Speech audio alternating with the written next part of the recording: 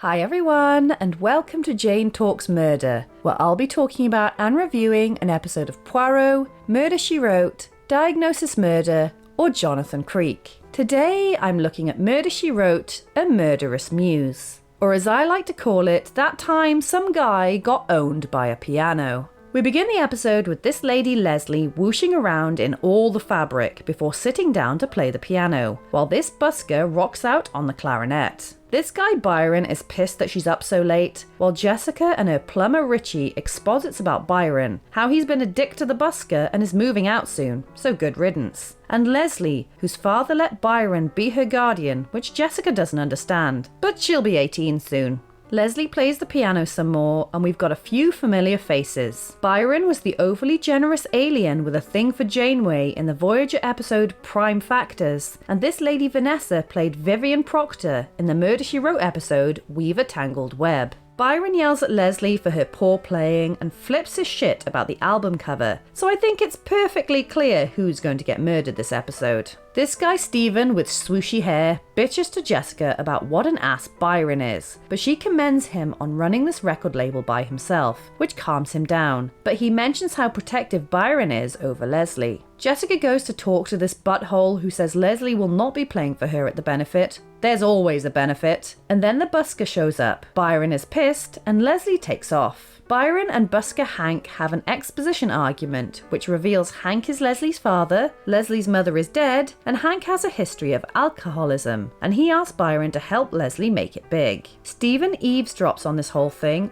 Ooh, this guy's cute. This is the tiniest amount of champagne. And then Byron goes off on a weird speech which is creepy, so Vanessa tells him off. So she's gonna be the killer then? Leslie calls this guy Owen for support, which makes her late to the party. Owen, who was also in that ridiculous Flappyville episode, apologizes to Byron for the album cover, so he fires him. Rude. Jessica is bored by this ass face, and turns out Leslie ditched the party to go watch cute guy perform. They have a nice little chat over their differing music careers, and the next day Byron yells at her and is very handsy and creepy.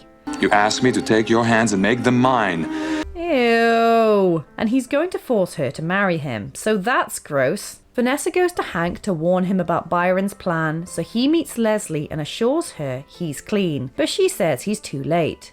You're 10 years too late. And he begs her not to marry Byron. Jessica is suspicious of her keyboard when Leslie comes to visit, while these two similar looking guys discuss the whole thing, and seriously, no one's died yet. This is taking forever. Jessica goes to see Byron as Vanessa goes out and hands him some anonymous sheet music before he tells her Leslie will not be performing at the benefit and to keep her nose out of their business. Ooh boy, Jessica might end up being the killer. Byron kicks her out and sits down to play the piano, and finally, that took forever. The police rock up, determining that Byron was shot in the back from a rooftop across the street, and Jessica admits she was the last one to see him alive. Lieutenant DeMartini asks about the claim that Byron stole Hank's music, but she doesn't know, and instead mentions Leslie before comforting obvious murderer Vanessa. Solly finds Leslie and comforts her, while Thing 1 and Thing 2 scheme over Leslie's future, and one accuses the other of being the murderer.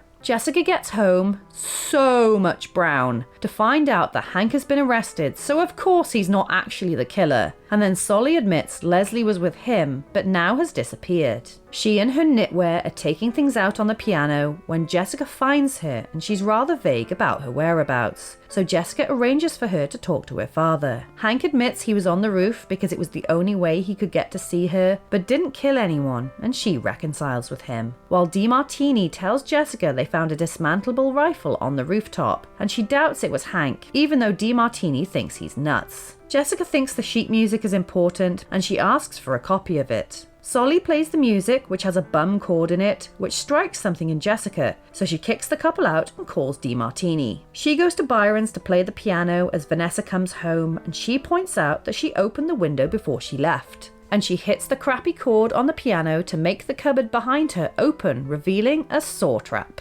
Jessica says she thought this was the case because of a TV ad she saw which happened off screen, but Vanessa said she couldn't put something like that together, but her accomplice could. Steve?